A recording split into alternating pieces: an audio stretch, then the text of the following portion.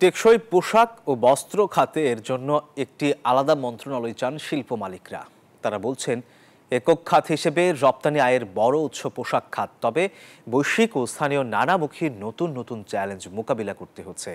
শনিবার বিকেলে রাজধানীর আর্মি গলফ ক্লাবে বিজিএমইএ নির্বাচনী জোট ফোরাম সাধারণ ব্যবসায়ীদের নিয়ে আলোচনা ও ইফতার অনুষ্ঠানে এসব কথা বলেন ব্যবসায়ীরা।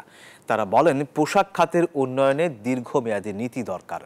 ব্যবসায়ী নেতারা এ সময় বলেন, আগামী ২৮ মে বিজিএমইএ নির্বাচন অনুষ্ঠিত হতে যাচ্ছে। অনুষ্ঠানে ব্যবসায়ীরা বলেন, আগামী দিনে যারা বিজিএমইএর নেতৃত্বে দিবেন তারা যাতে কেবল কার্ড বহনকারী পরিচালক হিসেবে পরিচিতি না পান।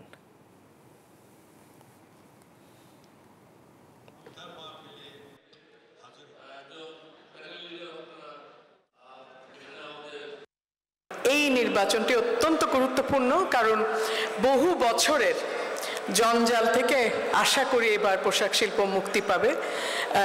নানা সময় আমরা নানা কারণে নানা রকম রাজনীতির জালে জড়িয়ে গেছি এবং বিভিন্নভাবে আমরা এই সংগঠনটিকে নিয়ন্ত্রণে আসার চেষ্টা করেছি।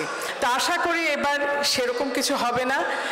ফোরামের একটি দাবি বাবু ভাইয়ের হয়ে বলছি, সেটি হলো সুষ্ঠু এবং নিরপেক্ষ নির্বাচন। ফোরাম যদি দায়িত্ব পায় তাহলে অবশ্যই আগামী দিনের বিজিএমইএ শুধুমাত্র সভাপতি বা প্রেসিডেন্ট কেন্দ্রিক হবে না, প্রত্যেকের দায়িত্ব ভাগ করে দেওয়া হবে এবং সেই দায়িত্ব অনুযায়ী তারা দায়িত্ব পালন করবেন।